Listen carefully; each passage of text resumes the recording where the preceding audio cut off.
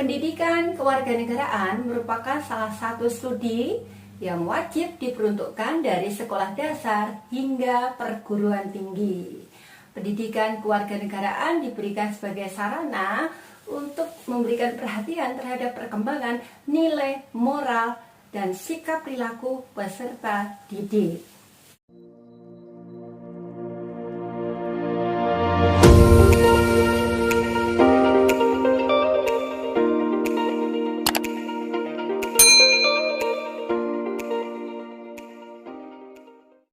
Assalamualaikum warahmatullahi wabarakatuh.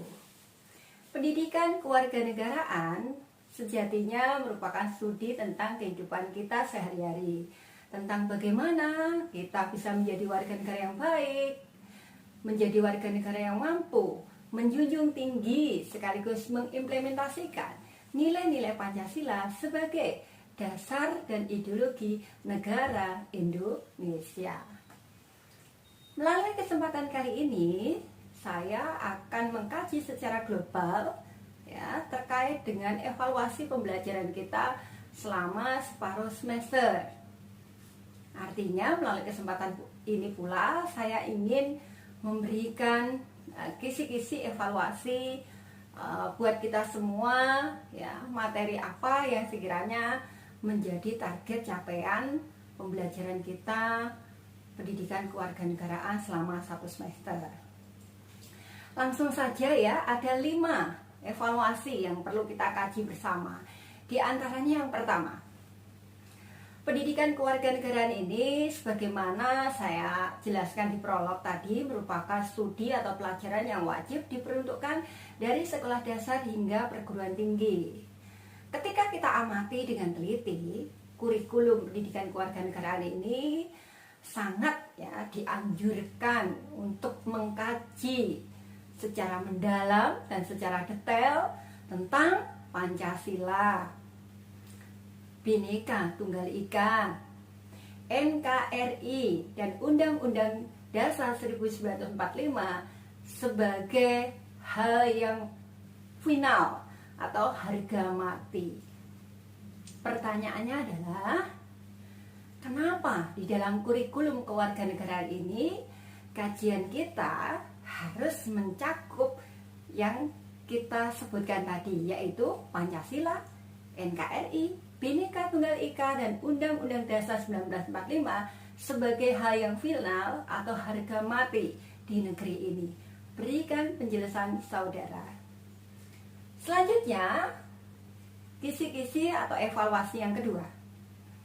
Ketika kita bicara tentang ideologi, hampir bisa kita pastikan bahwa di semua negara di dunia ini memiliki ideologi, tanpa terkecuali Indonesia, yaitu ideologi kita Pancasila.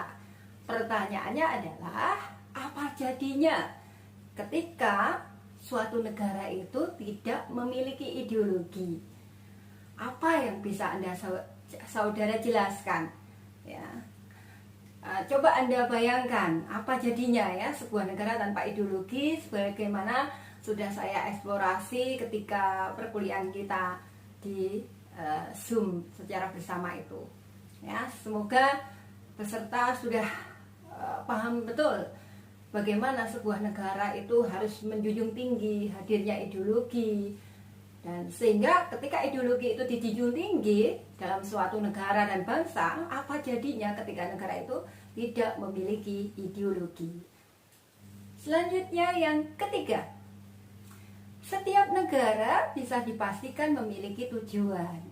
Sehingga ketika kita mengkaji tentang negara, maka di sini kita akan memahami salah satu sifat negara yang tidak kalah pentingnya adalah fungsi-fungsi negara.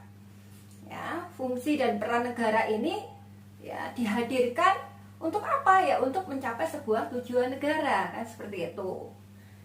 Seperti kita ketahui sekarang ini, ambil contoh. Di tengah pandemi COVID-19 yang melanda dunia tanpa terkecuali Indonesia, tentu negara memiliki fungsi untuk hadir di tengah-tengah masyarakat dalam rangka untuk mencegah penyebaran sekaligus penularan COVID-19.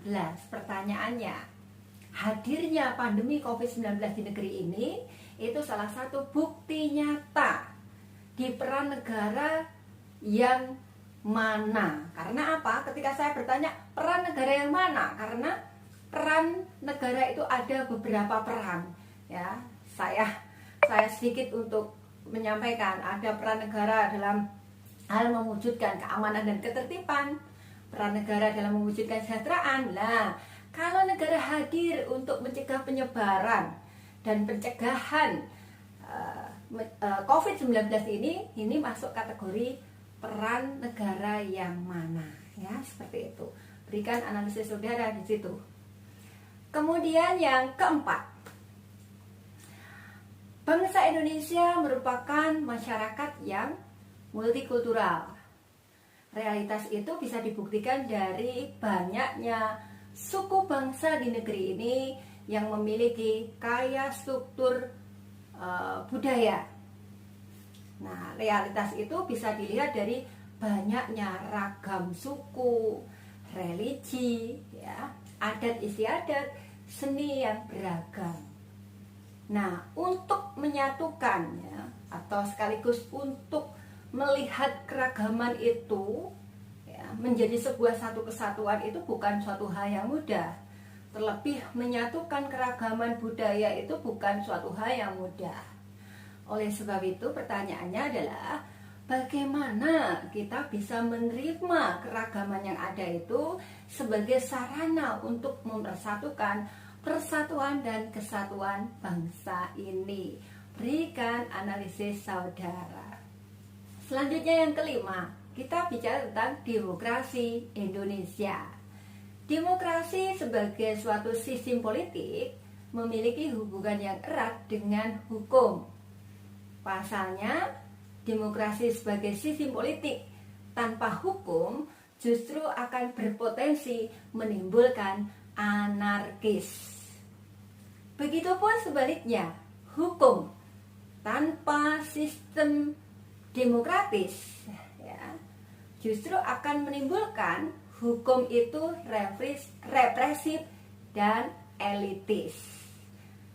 Pertanyaannya adalah kenapa itu bisa terjadi? Jelas ya di sini ya. Jadi demokrasi sebagai sistem politik itu memang tidak bisa dipisahkan dengan hukum karena ada hubungan yang sangat erat.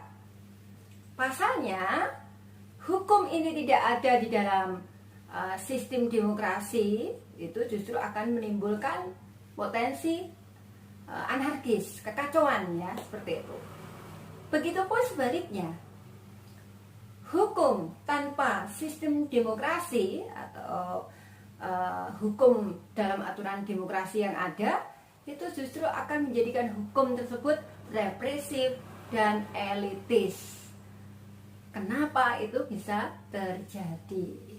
Nah, cukup 5 evaluasi itu yang sekiranya bisa kita garis bawahi, ya, target capaian pembelajaran kita selama setengah semester.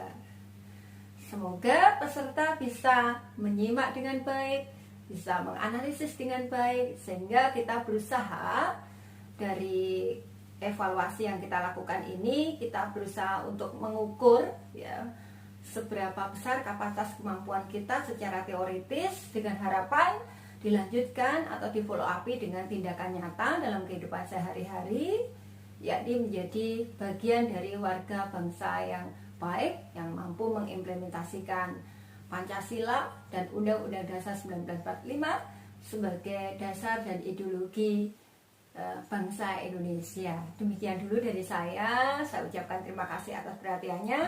Wassalamualaikum warahmatullahi wabarakatuh.